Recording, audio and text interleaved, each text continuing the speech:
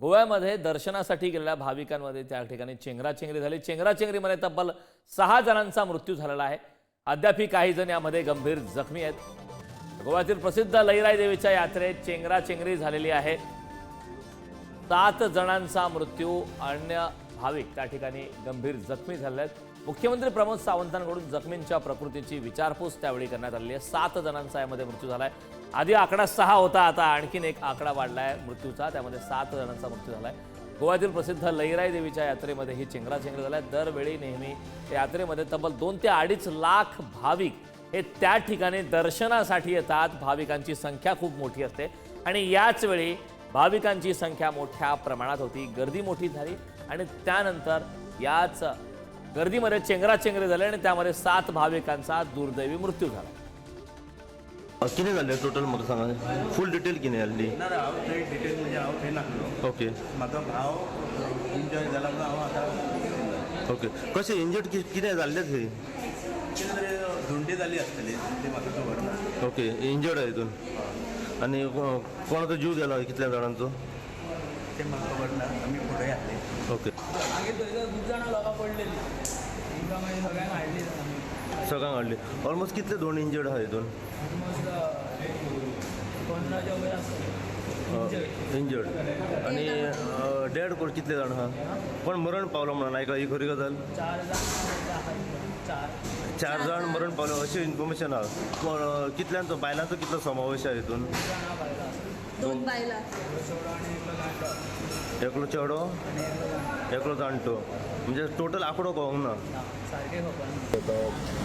बेळगांव बऱ्याच जाणां कडेन उलयलो। SP नॉर्थ आमच्या सायटीर आसा, कलेक्टर्स आजिलो हॉस्पिटलान, हांव बिचोले हॉस्पिटलान गेल्लो, आजिलोनी गेल्लो आनी आतां हांगा आयला। 6 जाणांची डेथ जाल्ली आसा। 4 जाणांक इंक्युबेट केला BMCन आसा, पण ते 4 जण स्टेबल आसा। एकटो मातसो सिरियस आसा भितर। बाकीच्या लोकांक वेगवेगळे इंजुरीज जाल्या, तांकां ट्रिटमेंट करून घरा धाडल्या। थोडे जाण आजिलोन एडमीट आहा, त्यांची सगळ्यांची ट्रिटमेंट जी आहे ती व्यवस्थित रित्या आमचे गोवा मेडिकल कॉलेज, आजिलो हॉस्पिटल आणि बिचोले हॉस्पिटल सगळ्या डॉक्टर्सांनी व्यवस्थित काळजी घेतल्या आणि काळजी घेतात। तर थोडे जाण महाराष्ट्रातले असतात, मातल्या ह्या भागातले असतात, पण सगळे जाण बेगिनात बेगीन रिकवर जातले हाची सरकार काळजी घेतली। तर गोव्यात नेमकं काय घडलं ते एकदा पाहूयात ग्राफिक्सच्या माध्यमातून। गोव्यातील शिरगावच्या लईराई देवीच्या जत्रेदरम्यान चेंगराचेंगरी झाली। शुक्रवारी मध्यरात्री 3 वाजण्याच्या सुमारास मंदिरात चेंगराचेंगरीची घटना घडली। मध्यरात्री हजारो भाविक लईराई देवीच्या दर्शनासाठी जत्रेतील विधीसाठी त्या ठिकाणी जमले होते। दरवर्षी 40 ते 50 हजार भाविक येतात, मात्र यंदा 2 लाख भाविक हे दाखल झाले। आकडा खूप वाढला होता। प्रमाणापेक्षा जास्त गर्दी जमल्याने गोंधळ उडाला आणि चेंगराचेंगरीचा हा प्रकार समोर आला, ज्यामध्ये 7 जणांचा मृत्यू झाला। हा उत्सव नेमका काय ते आपण पाहणार आहोत ग्राफिक्सच्या माध्यमातून। लईराई देवीचं मंदिर प्रसिद्ध आहे। दक्षिण गोव्यातील शिरोडा गावात हे मंदिर। लईराई देवी यात्रा गोव्यातील प्रमुख धार्मिक सांस्कृतिक उत्सव। दरवर्षी होणाऱ्या यात्रेला 40 ते 50 हजार भाविक जमत असतात। 5 दिवस चालणाऱ्या यात्रेसाठी गोवा, महाराष्ट्र, कर्नाटकमधून सुद्धा भाविक मोठ्या प्रमाणात येतात। लईराई देवीच्या यात्रेत अग्नीवर चालण्याची परंपरा आहे, ज्याला धोंड म्हटलं जातं।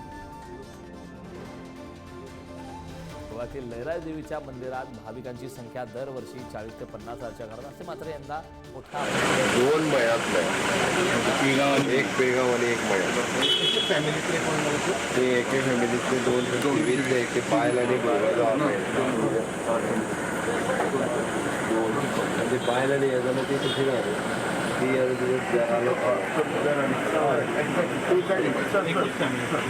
एके फॅमिलीतली, ती 2 देरालो चलो आणि ती बायल, म्हणजे भुरग्यांक तेंची चली या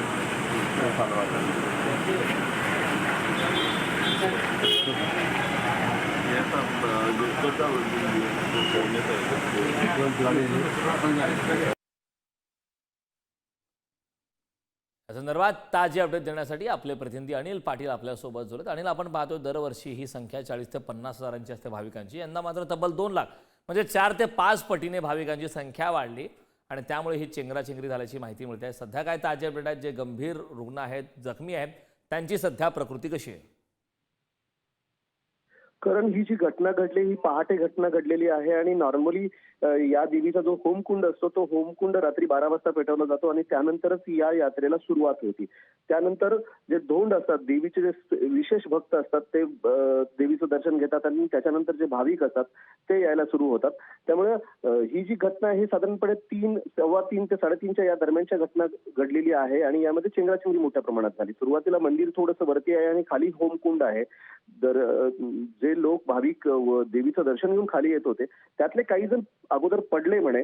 2 जण पडल्यानंतर त्यांच्यावरून जे वरून जो लोक येत होते ते गेले आणि त्याच्यामुळे मग ही घटना घडत गेली आणि मग शेजारीची काही दुकानं होती त्याच्यावरती काही लोक पडले वगैरे अशी हे घडले. सध्या जे प्राधान्य आहे प्रशासनाचं ते जे जखमी लोक आहेत त्या जखमींवरती उपचार करणं हे प्रशासनाचं आता सध्याचं हे आहे. त्यामध्ये डिचोली नावाचं एक जवळच रुग्णालय आहे, त्याबरोबर म्हापसाचं जिल्हा रुग्णालय, उपजिल्हा रुग्णालय आणि त्यानंतर गोवा वैद्यकीय महाविद्यालयाचं रुग्णालय या तिन्ही ठिकाणी भाविकांना उपचारासाठी दाखल करण्यात आलेलं आहे. त्यांच्यावरती उपचार सुरू आहेत. तिन्ही ठिकाणी मुख्यमंत्री स्वतः गेलेले होते, त्याच्यानंतर त्यांच्याबरोबर काही आमदारही होते. तर त्यांनी निर्देश दिलेत प्रशासनाला की यांची जी प्रकृती ही तातडीने बरी व्हावी यासाठी जे जे काही करावं लागतं ते करा तुम्ही, ह्या सूचना दिलेल्या आहेत मुख्यमंत्र्यांनी. सध्या परिस्थिती काहीशी कंट्रोलमध्ये आहे, नियंत्रणात आहेत. मात्र सध्या प्रायोरिटी जे जखमी आहे त्या जखमींना प्रॉपर योग्य उपचार मिळणे हे आहे. करण नक्कीच. अनिल, आपण पाहतोय यामध्ये की ही घटना घडलेली आहे, मात्र प्रत्येक मंदिर प्रशासन समितीचं कर्तव्य असतं की त्या ठिकाणी व्यवस्थापन व्यवस्थित करायला हवं. मात्र या ठिकाणी व्यवस्थापनाच्या माध्यमातून काही कमी झाली का, ज्यामुळे ही घटना घडली? ही घटना टाळता आली असती का? ही यात्रा खूप मोठी यात्रा असते. साधारणपणे महिन्यापासून या यात्रेला सुरुवात होतं. काही धोंड वृत्तस्थ होतात आणि त्यानंतर 5 दिवसाची यात्रा असते. ती 5 दिवसाची यात्रा मुख्य यात्रा मानली जाते. ती सुरू झालेली असते. काल यात्रेचा मुख्य दिवस होता. यासाठी उत्तर गोवा पोलिसांनी खूप दक्षता बाळगलेली होती, खूप हे घेतलेले होते. 2 वेळेला रेकी केली होती की लोक कसे येतील, लोक कसे जातील, त्यासाठीचे आवश्यक ते बॅरिकेडिंग आहेत का त्याची काळजी घेतली होती प्रशासनानं, पोलिसांनी घेतलेली होती. मात्र रात्रीच्या वेळेला जेव्हा हे लोक येतात त्यावेळेला अधिकची काळजी घेणं गरजेचं होतं. कारण रात्री लाईट जाऊ शकते, रात्री काही हे होऊ शकते, उजेड कमी असू शकतो.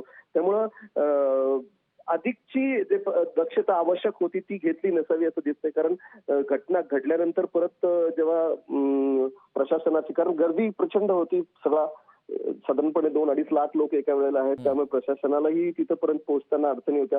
काही ठिकाणी पोलीस होते, स्थानिक पोलीस होते, काही अँब्युलन्स साईडला ठेवलेले होते. त्यांच्या सहाय्यानं, त्यांच्या मदतीनं जखमींना जवळच्या रुग्णालयात भरती करण्यात आलेलं आहे. पण प्रशासनानं अत्यावश्यक ज्या गोष्टींना महत्व आहे त्या गोष्टींना तिथे जवळ ठेवणं गरजेचं होतं आणि तिथूनचा जो सगळा परिसर आहे तो क्लीन करणं गरजेचं होतं. पण ते तसं दिसत नाहीये.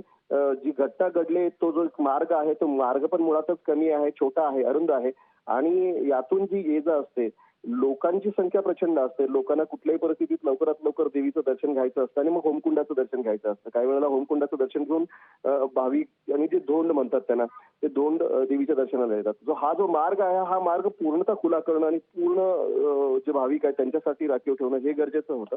तर हे थोडंसं यामध्ये काही हे दिसत आहेत. आता मुख्यमंत्र्यांनी या संपूर्ण घटनेची चौकशी करण्याचे आदेश दिलेत. ही घटना घडली का, या घटनेमध्ये नेमकं काय त्रुटी होत्या, प्रशासनानं काय काळजी घेतली नाही याची सगळी तपशीलवार अनिल, मुद्दा लक्षात आला. खूप खूप धन्यवाद या महत्त्वपूर्ण अशा माहितीसाठी.